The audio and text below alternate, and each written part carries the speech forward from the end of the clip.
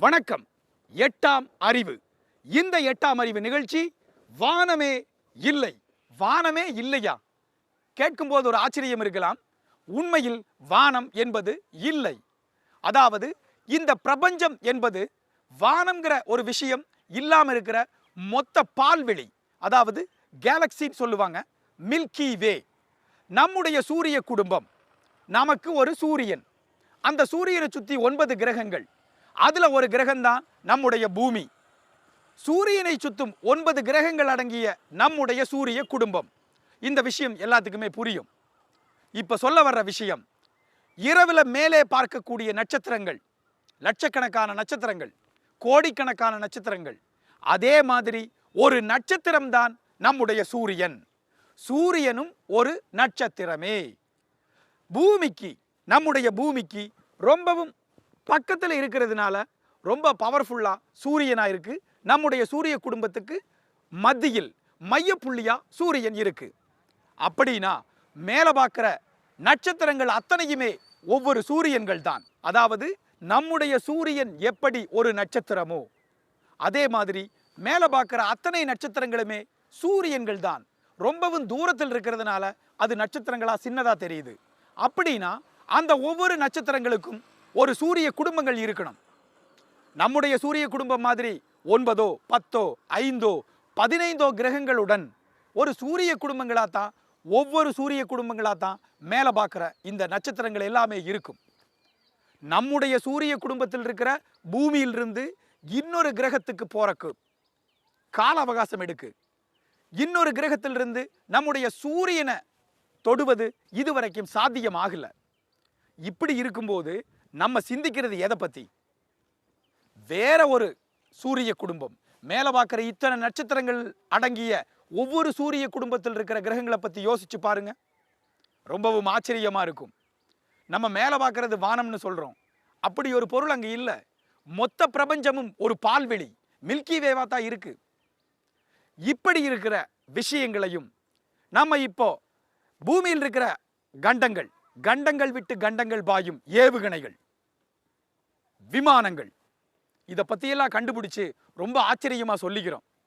விண்வெளியிலிருந்து ஏவக்கூடிய rocket, கண்டம் விட்டு கண்டம் பாயக்கூடிய ஏவுகணைன்னு நம்முடைய பாரத நாட்டு முன்னோர்கள் ஒரு பால்வெளியிலிருந்து இன்னொரு பால்வெளிக்கு, அதாவது இந்த பிரபஞ்சம் முழுவதும் பஞ்சபூதம்னு சொல்லப்படுற நிலம், நீர், காற்று, ஆகாயம், தீ, அத்தனைக்குள்ளும் வித்தியாசமே இல்லாம ஊடுருவி பயணிச்சாங்க.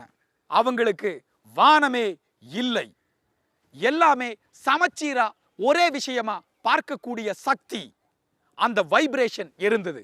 அந்த வானமே இல்லை. இல்லாத வானத்தில், பிரபஞ்சத்தில் பயணிக்கலாம். மயன் என்பவரால் எழுதப்பட்ட மயன் மதம் என்ற நூலிலும் அதன் விளக்க உரை காட்டும் நூலிலும் வான ஊர்தியை பற்றியும் அவைகளின் அமைப்பு முறை பற்றியும் குறிப்பிடப்பட்டுள்ளது. சமரங்கன சூத்திரா என்ற நூல் 11ஆம் நூற்றாண்டில் ராமச்சந்திர தீட்சிதர் என்பவரால் எழுதப்பட்டது.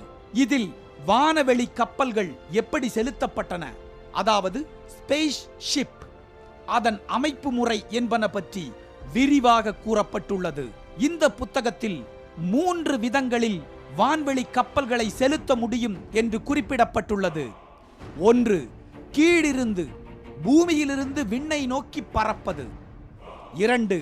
வானவெளியில் பல திசைகளில் பறப்பது. 3. மேலிருந்து, அதாவது விண்ணிலிருந்து கீழே பூமியை நோக்கி இறங்கி வருதல். சில வான்வெளி கப்பல்களில் சூரிய மண்டலம் மற்றும் நட்சத்திரங்கள் வரை சென்று வர முடியும் என்றும், இவை மிக மிக வேகமாக செல்லக்கூடியவை, அத்துடன் அவை பூமியிலிருந்து பறக்கும் போது அதன் ஒலி பூமியில் உள்ளவர்களுக்கு மிக மெல்லிதாகவே கேட்கும் என்றும் கூறப்பட்டுள்ளது.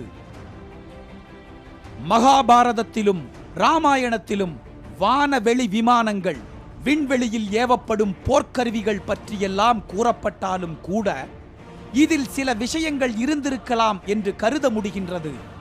அவை இருந்தன என்று கூறுவதற்கு புராண இதிகாசங்களை மட்டுமே நாம் நம்ப வேண்டாம். அதோடு வேறு பல ஆதாரங்களும் நமக்கு ஆச்சரியங்களை தருகின்றன. காவியங்களில் கற்பனையாக இடம்பெறுவது அந்த கால மனிதருக்கு விமானம் பற்றிய சிந்தனை வெளிப்பட்டதை பார்க்கும்போது வியப்பாக இருக்கிறதல்லவா? வைமானிகா சாஸ்திரம் என்ற நூல் பரத்வாஜ மகரிஷியால் எழுதப்பட்டது. இப்போதுள்ள சமஸ்கிருத வடிவில் சுப்பராய சாஸ்திரியால் உருவாக்கப்பட்டது. எனினும் இதை மொழிபெயர்த்த மொழிபெயர்ப்பாளர்கள் இதனை பறக்கும் சாஸ்திரம் பற்றிய விஞ்ஞானம் என்றே குறிப்பிட்டுள்ளனர். இதில் உள்ள கருத்துக்கள் பழங்கால விஞ்ஞான அறிவுக்கு அப்பாற்பட்டு தற்போதைய நவீனகால விஞ்ஞான அறிவையும் மிஞ்சி நிற்கின்றது. விமானம் என்றால் என்ன என பரத்வாஜ மகரிஷியின் வைமானிகா சாஸ்திரம் இலக்கணம் கூறும்போது, ஒரு இடத்திலிருந்து இன்னோர் இடத்திற்கு காற்று வழியாக பறந்து செல்லும் கருவியே வாகனம்தான் விமானம் என்கிறது. விமானத்தில் 32 சூட்சுமங்கள் இருப்பதாகவும் இவை அனைத்தும் விமானிக்கு தெரிந்திருக்க வேண்டும் என்றும் கூறியதுடன், விமான அமைப்பு, விமானம் பறப்பது, ஏறுவது, இறக்கும்போது விமானத்தின் கட்டுப்பாடு எனும் 3 தலைப்புகளில் இந்த 32 சூட்சுமங்களும் சொல்லப்பட்டுள்ளன. நம்முடைய சூரிய குடும்பத்தில் மையமாயிருக்கிற சூரியன்ல இருந்து ரொம்பவும் தூரத்தில் போயிருந்தாலும் நம்முடைய பூமியில தண்ணீர் இருந்திருக்காது, உயிரினங்கள் வாழ முடியாது. அதே மாதிரி நம்முடைய சூரிய குடும்பத்தில் இருக்கிற சூரியனுக்கு ரொம்பவும் பக்கத்தில் போயிருந்தாலும் நம்முடைய பூமியில தண்ணீரும் இருந்திருக்காது, உயிரினங்கள் வாழ முடியாது. சரியான இரண்டுக்கும் இடைப்பட்ட சமதூரத்தில் இருக்கிறதுனால மட்டும்தான் நம்முடைய பூமியில தண்ணீர் இருக்கு, உயிரினங்களும் இருக்கு.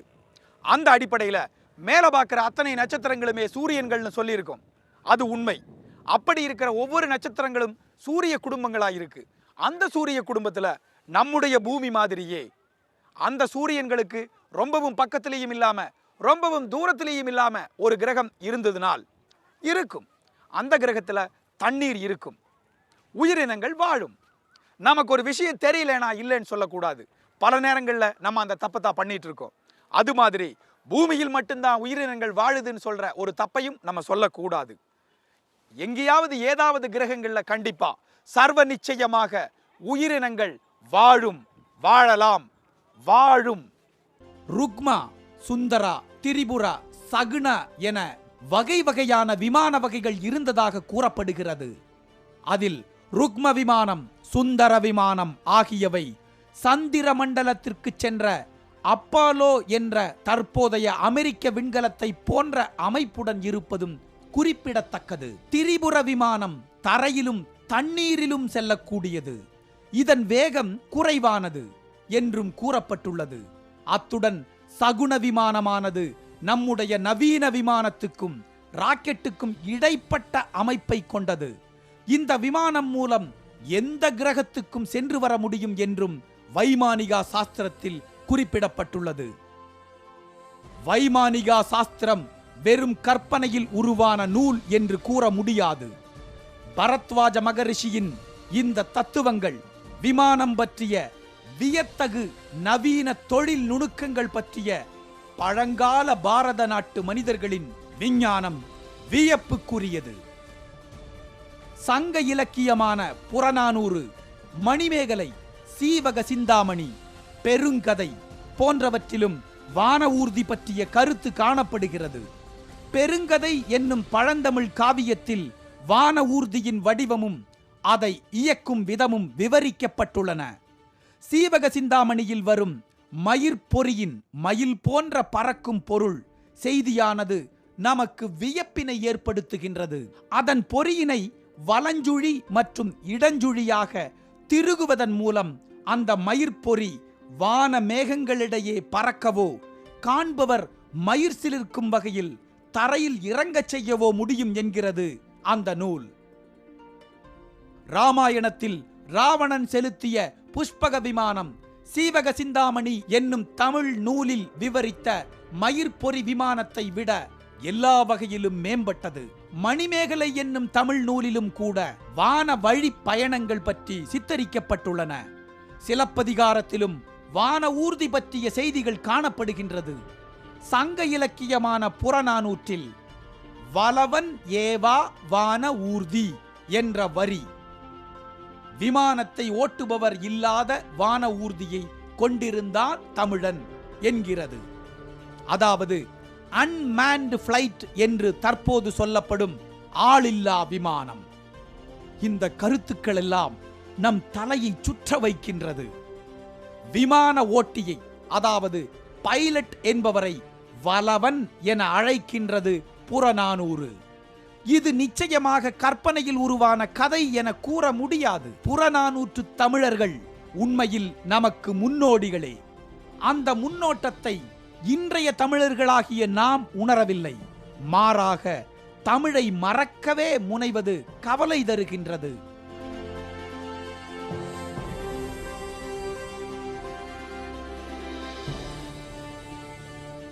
ஒரு காலத்தில் கற்பனையாக இருப்பது பிரிதொரு காலத்தில் நிஜமாகி விடுவதுண்டு.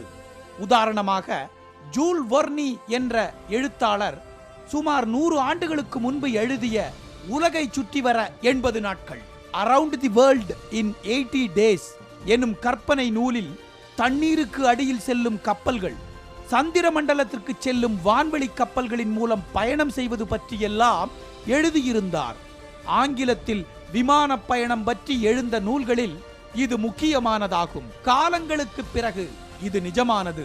இப்போது அதை போலவே விமான தொழில்நுட்பத்தின் முன்னோடிகள் அன்றைய நம் பழம் பாரத மக்களாக இருந்திருக்கிறார்கள் என்பது அவர்களின் விமான தொழில்நுட்பத்தை பார்க்கும்போது வியப்பை தருகின்றது. நம்மெல்லாம் குழந்தைகளா இருக்கும்போது பறக்கிற யானைகள், பறக்கிற குதிரைகள், தேர்கள், அதாவது ரதத்துல ஆகாயத்திலிருந்து வந்து இறங்கின விண்வெளி வீரர்கள், இதை பற்றியெல்லாம் புராண கதைகளில் படிச்சிருக்கோம். படிக்கும்போது நம்ம ஆச்சரியமாக அதை பற்றி நிறைய கற்பனையெல்லாம் பண்ணுவோம். இந்த விஷயம் நம்ம பெரியவங்கள் ஆனதுக்கப்புறம் யோசித்து பார்த்தா என்ன முட்டாள்தனமான கற்பனை, இப்படியெல்லாம் கற்பனை பண்ணிகிட்டு இருந்தோமான்னு சொல்லி அப்படி இருக்கிற சிந்தனையை நிறுத்திடுறோம்.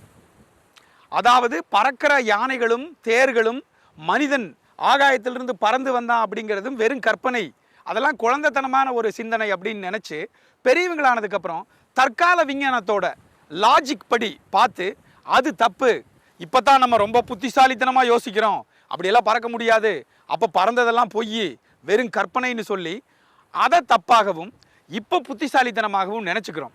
ஆனால் உண்மையில் அது சரியானது. நம்ம சிந்திக்கிறத நிறுத்திட்டோம்.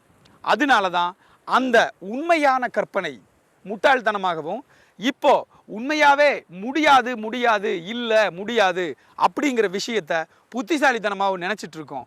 உண்மையில் இதுதான் தப்பு, அது சரி. அப்போ இருந்த அந்த கற்பனை வளம் உண்மைகளுடைய தொடர்ச்சியாக உண்மைகளுக்குள்ள ஊடுருவி போகிற அந்த கற்பனை வளம், அந்த கற்பனை வளத்தில் சிந்திக்கணும். அந்த சிந்தனையை நிறுத்தினதுனால தான் அது தப்பாப்படுது. இந்த சிந்தனையை நிறுத்தாமல் தொடர்ந்த சிந்தனை தான் நமக்கு நம்முடைய முன்னோர்கள் ஆகாய விமானம் மட்டுமல்ல, விண்வெளியில் பறக்கக்கூடிய விண்கலங்கள், அதாவது கண்டம் விட்டு கண்டம் பாயக்கூடிய ஏவுகணைகளை பார்த்து நம்ம இப்போ ரொம்ப ஆச்சரியப்படுறோம்.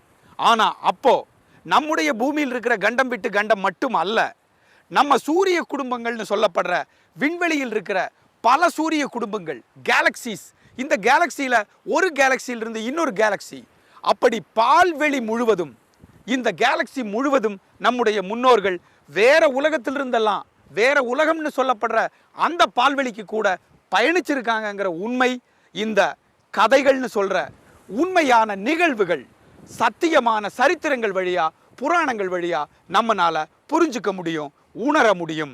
1 2 3 4 5 6 உயிரினம் என்று நம்மை நாமே நினைத்துக் கொள்கிறோம். சமீப நாட்களாக 7ஆம் அறிவை பற்றியும் அதை பெற்றுவிட்டதாகவும் சொல்லிக் கொள்கிறோம்.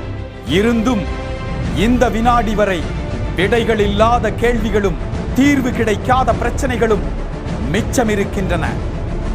எட்டி பிடிக்க முடியாத அத்தனை கேள்விகளுக்கும் விடைகள் தருகிறது 8ஆம் அறிவு. 8ஆம் அறிவு என்பது அறிவையும் கடந்து தேடல்கள், பயணங்கள், பகிர்தல்கள், அனுபவங்கள், இவை அத்தனை வாயிலாகவும் எட்டிப் பிடிக்கும் அறிவு, எட்டாம் அறிவு. தனியா ஒரு மனுஷன் பறக்கிறத பற்றி சொல்லும்போது நமக்கு ஆச்சரியம் வருது, நம்பிக்கை இல்லாமல் தான் அதை கேட்குறோம். நம்முடைய சித்தர்கள் 18 சித்தர்கள் நம்ம நாட்டில் வாழ்ந்தவங்க நினச்ச இடத்துல இருந்து ஜிவ்னு பறந்து போயிடுவாங்கங்கிற விஷயத்தை நம்ம கேள்விப்பட்டிருக்கோம். அது அவ்வளவு உண்மையான விஷயம். அவங்க சிந்தனையாலும் செயலாலும் அந்த சக்தி பெற்றவங்களாக இருந்திருக்காங்க. எந்த ஒரு விஷயத்துக்குள்ளேயும் ஊடுருவி பறக்கிறதுக்கு அவங்களால முடியும். பஞ்சபூதங்கள்னு சொல்லப்படுற இந்த நிலம், நீர், நெருப்பு, காற்று, ஆகாயம், இந்த 5க்குள்ளேயுமே எந்த விதமான வித்தியாசமும் இல்லாமல் அவங்களால ஊடுருவி பறக்க முடிஞ்சிருக்கு, இப்போவும் முடியும். இப்படி அத்தனை பறக்கிற விஷயத்துக்குமே முன்னோடிகள் நம்முடைய முன்னோர்கள் தான், நம்முடைய பாரத நாடு தான். ஒவ்வொரு முறை இதை சொல்லும் போதும் நமக்கு ஒரு சிரிப்பு, அதாவது நம்பகத்தன்மை இல்லாத ஒரு சிரிப்பு இருக்குது. என்னப்பா என்ன கேட்டாலும் எப்போ கேட்டாலும் நம்ம தான் பண்ணணும்னா இதுக்கு என்ன ஆதாரம் இருக்குது? இப்போ பாரத நாடு ஒவ்வொரு முறையும் பாரத நாட்டோட பழைய இந்த கலாச்சார விஞ்ஞானம், கலாச்சார அறிவியலை பற்றி சொல்லும்போது நமக்கு நம்பகத்தன்மை குறைவாக இருக்குது. அதுக்காக வேறொரு விஷயம் சொல்லலாம். மேக்ஸ் முல்லர் அப்படிங்கிற ஒருத்தர் ஜெர்மனிய சிந்தனையாளர், எழுத்தாளர். அவர் நம்மளை விட நம்முடைய வேதங்களையும் உபனிஷத்துக்களையும் அத்தனை சர்வதுல்லியமாக படிச்சிருக்காரு. நம்முடைய வேதங்கள் அத்தனையுமே அவர் என்ன பண்ணியிருக்காருன்னா ஜெர்மன் மொழியில் மொழிபெயர்த்திருக்கார். மேக்ஸ் முல்லர் சொல்கிறார், நம்முடைய பாரத நாட்டோட வேதங்கள் நம்முடைய பாரத பண்பாட்டில் பறக்கிறது உட்பட அத்தனை உண்மையான உன்னதமான விஞ்ஞான கண்டுபிடிப்புகளும் இருந்திருக்கு. இப்போ நம்ம உபயோகிக்கிற எத்தனையோ பொருட்களை விட உன்னதமான பொருட்களை நம்முடைய பாரத நாட்டு முன்னோர்கள் உபயோகிச்சிருந்திருக்காங்க, கண்டுபிடிச்சிருந்திருக்காங்க. இந்த அடிப்படையில் தான் ஆல்பர்ட் ஐன்ஸ்டீன், நம்ம கடந்த நூற்றாண்டு புகழ்பெற்ற விஞ்ஞானி, ஒரு வார்த்தை சொல்லுவார். உலகம் பாரத நாட்டுக்கு கடமைப்பட்டுள்ளது. நம்ம யாராவது நம்மளை பற்றியே பெருமையாக சொன்னா தான், நம்முடைய உண்மைகளை சொன்னா தான் நம்ம நம்புறதில்லை. அதாவது மாற்றாந்தோட்டத்து மல்லிகைக்கு மனம் உண்டுன்னு சொல்லுவாங்க. ஏற்றுக்கலாம், வெளிநாட்டிலையும் நல்ல விஷயங்கள் இருக்குது, நம்ம ஏற்றுக்கிறோம். அதே சமயத்தில் நம்ம முற்றத்து முல்லைக்கு மனம் இல்லைன்னு சொல்லிடக்கூடாது. நம்மை சுற்றி நம்மை அறியாமல் இருக்கும் ரொம்ப அற்புதமான உன்னதமான விஷயங்களை நம்ம உணராமல் போயிடக்கூடாதுங்கிற ஒரு உண்மை இருக்குது. அதுக்காகத்தான் ஆல்பர்ட் ஐன்ஸ்டீன் சொன்ன அந்த வாக்கியம், உலகம் பாரத நாட்டுக்கு கடமைப்பட்டுள்ளது அத்தனை விஷயங்களிலும்.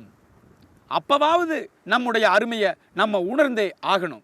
கேலக்சி, அதாவது பால்வெளி எனப்படும் பலவிதமான உலகங்களுக்கு இதிகாச நாயகர்களும் புராண புருஷர்களும் சென்று வந்ததற்கான ஆயிரம் குறிப்புகள் நமக்கு கிடைக்கின்றன. இதில் பெரும்பாலானவற்றை கதைகள் என்றும் கவிஞர்களின் அதீத கற்பனை என்றும் நாம் ஒதுக்கி விடுகிறோம். இந்த குணத்தினால்தான் பல அரிய பொக்கிஷங்களை நாம் இழந்திருக்கின்றோம். புராணங்களும் இதிகாசங்களும் நடக்காதவற்றை, நடக்கவே முடியாதவற்றை பற்றி பேசுகின்றது என்று கருதி வந்த நமக்கு அவைகள் உண்மைக்கு புறம்பானவை அல்ல. ஒரு காலத்தில் பூமியில் நடந்த சத்தியமான சரித்திரங்களே என்பதை நிரூபிக்க பல சான்றுகள் தற்போது கிடைத்துள்ளன. அமெரிக்கா அனுப்பிய விண்கலம் ஒன்று கடலுக்கு அடியில் இலங்கைக்கும் இந்தியாவுக்கும் இடையிலான பாலம் ஒன்று புதைந்திருப்பதை தெள்ளத் தெளிவாக படம் பிடித்து காட்டியுள்ளது. இந்த படம் வானரங்கள் சேதுபந்தனம் அமைத்தது வால்மீகியின் கற்பனை அல்ல, நிஜமே என்பதை முகத்தில் அடித்தால் போல் நமக்கு பறைசாற்றுகின்றது. ஸ்ரீகிருஷ்ணனின் காலத்துக்கு பிறகு துவாரகையை கடல் கொண்டதாக பாகவதம் கூறுகிறது. பாகவதத்தில் குறிப்பிடப்பட்டுள்ள துவாரகை கடலுக்கு அடியில் இருப்பதற்கான ஆதாரங்கள் குஜராத் மாநில கடல் ஆராய்ச்சியில் தெரிய வந்துள்ளது. இதே போன்று டெல்லிக்கு அருகில் குருஷேத்ராவில் அகழ்வாராய்ச்சி மேற்கொண்ட போது அங்கு கிடைத்த சில எலும்புகளில் அணுக்கதிர் பாய்ந்துள்ளதற்கான சாத்தியக்கூறுகள் நிறைய இருப்பதாக அறிஞர்கள் கருதுகிறார்கள். இது அந்த கால அஸ்திர வல்லுநர்கள் அணு ஆற்றலை பயன்படுத்தும் விதத்தை திறம்பட அறிந்திருந்தார்கள் என்பதை நமக்கு புலப்படுத்துகின்றது. இவற்றை எல்லாம் வைத்து பார்க்கும்போது பறக்கும் திறனுடைய வாகனத்தை நமது முன்னோர்கள் பயன்படுத்தினார்கள் என்பதிலும் அவ்வாகனங்களின் மூலமாக பல கிரகங்களுக்கு சென்று வந்தார்கள் என்பதிலும் நமக்கு எள்ளளவும் சந்தேகம் இல்லை. ஒவ்வொரு மனிதனும் இறைநிலையை அடைகிறதுக்கு உண்டான வழிதான் சாஸ்திரம். சாஸ்திரம்ங்கிறது நம்ம மொழி. இந்த சாஸ்திரம்ங்கிற நம்ம மொழியில் இருக்கிறதுக்கு உண்டான ஆங்கில மொழி தான் விஞ்ஞானம், சயின்ஸ். நம்ம சயின்ஸில் சொன்னால் நம்புகிறோம், நம்ம சாஸ்திரத்தில் சொன்னால் நம்ப மறுக்கிறோம். அதுக்கு வேறொரு விஷயம் காரணமாக இருக்கலாம். ஏன்னா நம்முடைய புராணங்கள், இதிகாசங்கள் இதெல்லாம் ஒரு இனம் புரியாத ஒரு நூலிழையில் நம்முடைய மதம் சார்ந்ததாக கருதப்படுது. அப்படி கருதப்படுறதுனால உலக அளவில் நம்ம சிறுபான்மையினர், அப்போ நம்ம கொஞ்சம் தான் இருக்கோம், அப்போ நம்மளது உண்மையாக இருக்குமோ அப்படிங்கிற ஒரு சந்தேகம். அந்த சந்தேகத்தினால தான் நமக்கு இப்படி ஒரு தாழ்வு மனப்பான்மையும் நம்முடைய சத்தியமான சரித்திரங்களை நம்புறக்கு ஒரு தயக்கமும் வருது. இந்த தயக்கத்தை நம்ம மாற்றியே ஆகணும். காரணம், நம்முடைய சாஸ்திரம்தான் வாழ்க்கையில் ஒவ்வொரு மனுஷனுக்கும் உன்னதமான நிலையை அடையக்கூடிய ஒரு வழி. சாஸ்திரோ பிரம்ம ரூபேணாம், சாஸ்திரோ பிரம்ம ரூபேணாம். இந்த சமஸ்கிருத வார்த்தைக்கு அர்த்தம் சாஸ்திரம்தான் வாழ்க்கையின் உச்சத்தை எட்டி பிடிப்பதற்குண்டான வழி என்பதுதான். இந்த விஷயங்களை நம்ம படித்து உணரணும், இந்த விஷயத்தை தெரிஞ்சுக்க முயற்சி பண்ணணும். அப்போ தான் நம்முடைய பறக்கும் இந்த விஞ்ஞானம், விண்வெளியில் பறக்கிற இந்த விஷயம், ஆகாய விமானங்கள் மட்டுமல்ல, விண்வெளியில் பறக்கக்கூடிய பறக்கும் தட்டுக்கள். பறக்கும் தட்டுக்களை பற்றி இப்போ நம்ம நிறைய கேள்விப்படுறோம். பூமியோட பல பகுதிகளில், பல நாடுகளில், அங்கங்கே மலை சார்ந்த இடங்கள், காடு சார்ந்த இடங்களில், வேறு கிரகங்களில், வேறு பால்வெளியிலிருந்து வந்த விண்வெளி வீரர்கள், ஏலியன்ஸ்னு சொல்லப்படுற இந்த வேற்று கிரக மனிதர்கள் பறக்கும் தட்டுக்களில் வந்து இறங்குனதாகவும் அதைய பார்த்ததாகவும் மக்கள் சொல்கிறாங்க. அதெல்லாம் இல்லைன்னு சொல்லிட முடியாது. நமக்கு ஒரு விஷயம் தெரியலனா இல்லைன்னு சொல்கிறது தவறு. அந்த விஷயத்தை தெரிஞ்சுக்க முயற்சி பண்ணணும். அப்படி பண்ணுற முயற்சியில் பறக்கும் தட்டுக்கள் இப்போ வந்து இறங்கி இருக்கிறதா சொல்லப்படுற அதே மாதிரியான பறக்கும் தட்டுக்கள் அந்த காலத்திலையும் நம்முடைய முன்னோர்கள் அந்த பறக்கும் தட்டுக்கள் மாதிரி இருக்கிற நிறைய விண்வெளி வாகனங்களில் பறந்திருக்காங்க. நம்முடைய புராண கதைகள் அதைய நிரூபிக்குது. ஜெர்மனிய சிந்தனையாளரும் எழுத்தாளருமான மேக்ஸ் முல்லர் தம்முடைய வாழ்க்கை வரலாற்றில் நாம் இப்போது கண்டுபிடித்ததாக கூறும் நீராவி என்ஜின், மின்சாரம், வயர்லெஸ் ஆகியவைகள் வேத காலத்திலேயே ரிஷிகளுக்கு நன்றாக தெரிந்திருந்தது. வேத காலத்தில் வெற்றிகரமாக கையாளப்பட்டு வந்த பல சாதனங்களின் குறிப்புகள், அவற்றை பின்பற்றிய முறைகள் ஆகியவற்றை நாம் இழந்துவிட்டோம். அவர்கள் கண்டுபிடித்து கையாளாத நவீன சாதனங்கள் எதுவுமே இல்லை என்று மேக்ஸ் முல்லர் கூறியிருக்கிறார். நமது வேதங்களிலும் வெறுமனே இறைவனை வழிபடுவதற்கான குறிப்புகள் மட்டும் இல்லை. விவசாயம், ரசாயனம், வானியல் பற்றியெல்லாம் தேவ ரிஷிகள் விரிவாக கூறியுள்ளார்கள்.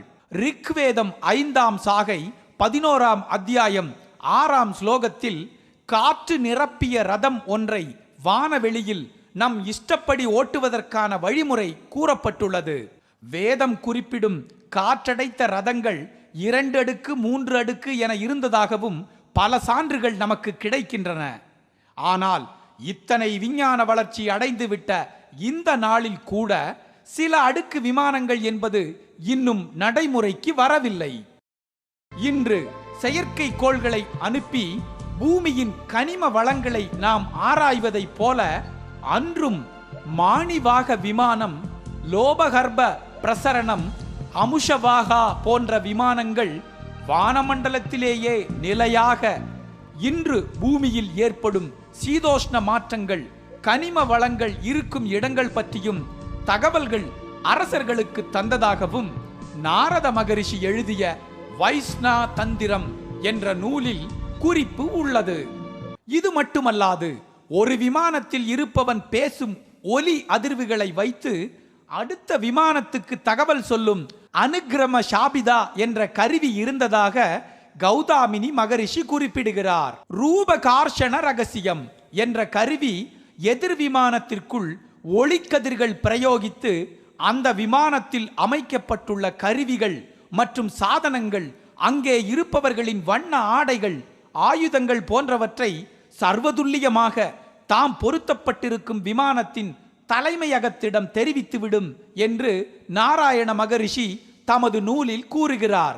தீஷமபதி என்ற கருவி எதிரிகள் விமானத்தை கவனித்து அதன் வருகையை முன்கூட்டியே சதபிதா என்ற விமானத்தில் பொருத்தப்பட்டுள்ள அபஸ்மாராதாபம் என்ற ஆயுத பகுதிக்கு தகவல் அனுப்பும் என்றும், உடனே அந்த அபஸ்மாரா கருவி ஷர்ஷன் என்ற ஏவுகணையை 87 டிகிரி வெப்பத்தில் வெளியிட்டு எதிரி விமானத்தை அழித்துவிடும் என்றும் திக் பிரப தர்ஷன ரகசியம் என்ற நூல் கூறுகிறது. இன்னும் பலவிதமான விமானங்களை பற்றியும் அவற்றின் செயல்பாடுகளை பற்றியும் பழமையான ஏட்டுச்சுவடிகளிலும் கிரகந்த நூல்களிலும் காண கிடைக்கின்றன. பழங்கால விமான இயலை பற்றிய இத்தனை நூல் ஆதாரங்கள் கிடைக்கின்றனவே, நமது முன்னோர்களால் உருவாக்கப்பட்டு பாதுகாக்கப்பட்ட விமானங்களோ அல்லது அதன் கருவிகளோ ஒன்று கூட இன்றைய ஆதாரத்துக்கு இல்லையா என்ற கேள்வி நம்மில் பல பேருக்கு எழக்கூடும். அதற்கான பதில், எந்த புறக்கருவிகளுமே இன்று வரை நம்மிடம் கிடைக்கவில்லை என்பதுதான் அதற்கு காரணம். அவைகள் ஏதோ ஒரு மகா பிரளயத்தினால் அழிந்து போயிருக்க வேண்டும், அல்லது அவைகள் உருவாக்கினவர்களே எந்த காரணத்தின் அடிப்படையிலேயோ அதை அழித்திருக்க வேண்டும். பின்னர் நூல் ஆதாரம் மட்டும் எப்படி இருக்கிறது என்று கேட்டால், அக்கால நூல்கள் எதுவுமே எழுதப்படவில்லை. காலங்காலமாக குருமுகமாக மனப்பாடம் செய்யப்பட்டு வந்திருக்கிறது. அதன் பின்னரே தற்போது கிடைக்கின்ற நூல்கள் எழுத்து வடிவம் பெற்றிருக்கின்றன. அயல் கிரக வாசிகள், அதாவது ஏலியன்ஸ் எனப்படும் வேற்று கிரக மனிதர்கள் பூமிக்கு வந்து சென்றதற்கான ஆதாரங்கள் தேடுவதில் முனைப்பாக இருக்கும் நமது ஆராய்ச்சியாளர்கள், நாம் அயல் கிரகத்திற்கு மேற்கொண்ட பயணத்தை பற்றிய ஆராய்ச்சிகளை மேற்கொண்டால் இன்னும் பயனுடையதாக பல புதிய ஆதாரங்களை பெற்றுத்தருவதாக இருக்கும் என்பதில் சந்தேகமில்லை. சப்த ரிஷிகளில் ஒருவரான பரத்வாஜ மகரிஷி தாம் எழுதிய யந்திர சர்வஸ்வம் என்ற நூலில் பலவிதமான விமானங்களை பற்றியும் அவைகளை தயாரிக்கும் முறை பற்றியும் அவைகளின் செயல்திறன் பற்றியும் மிக விரிவாக கூறுகிறார். அகத்திய மகரிஷியின் சக்தி சூக்தம் என்ற நூலும், ஈஸ்வரர் என்பவரின் கௌதாமினி காலா என்ற நூலும், ஷக்கானந்தரின் வாயுதத்து பிரகரணம், நாரதரின் வைஸ்வனா தந்திரம் மற்றும் ஆகாச தந்திரம் போன்ற நூல்களும், நாராயண மகரிஷி என்பவரின் விமான சந்திரிகா, யந்திர கல்பம், யானபிந்து சேதாயனா, பிரதிபிகா வியோமாயானர்கா, பிரகாலம் ஆகிய நூல்களும் ஆதிகால விமானங்கள், ஏவுகணைகள், விண்கலங்கள், அதன் நுட்பங்கள் பற்றி விரிவாக கூறுகின்றது. இவைகளில் உள்ள ஒரு விந்தையான உண்மையையும் நாம் தெரிந்து கொள்ள வேண்டும். விமானங்களை பற்றி மட்டுமல்ல, விமான ஓட்டிகள் எப்படி இருக்க வேண்டும், அவர்கள் மனோபாவம் எத்தகைய திடத்துடன் இருக்க வேண்டும் என்பது பற்றியும் பரத்வாஜ மகரிஷி 2 அத்தியாயங்களில் விவரிக்கிறார். விமான சாஸ்திரத்தில் கூறப்பட்ட 32 கொள்கைகளை நன்றாக கற்றுத் தேர்ந்தவனாகவும் யந்திரங்களின் நுட்பங்களை அறிந்தவனாகவும் வானவீதியில் விமானத்தை செலுத்தவும் நிலையாக நிறுத்தவும் முன்னும் பின்னும் மேலும் கீழும் வட்டமாகவும் தலைகீழாகவும் விமானத்தை ஓட்டத் தெரிந்தவனாகவும் புதிய விமானத்தை உருவாக்கத் தெரிந்தவனாகவும் எந்த நிமிடமும் மரணத்தை எதிர்நோக்கும் சக்தி உள்ளவனாகவும் தனது அச்சத்தை பிறர் பார்க்காத வண்ணம் மறைக்கும் திறன் படைத்தவனாகவும் ஒரு விமானி இருக்க வேண்டும் என்று அவர் கூறுவது இன்றைய காலகட்டத்திலும் கூட பொருந்துமல்லவா? பல நேரங்களில் நாம் நம்மை சுற்றியுள்ள விஷயங்களை பற்றி ஆராய்வதில் முனைவதில்லை. நமக்கு அப்பால் இருக்கும் விஷயங்களிலேயே அதிகம் கவனம் செலுத்துகின்றோம்.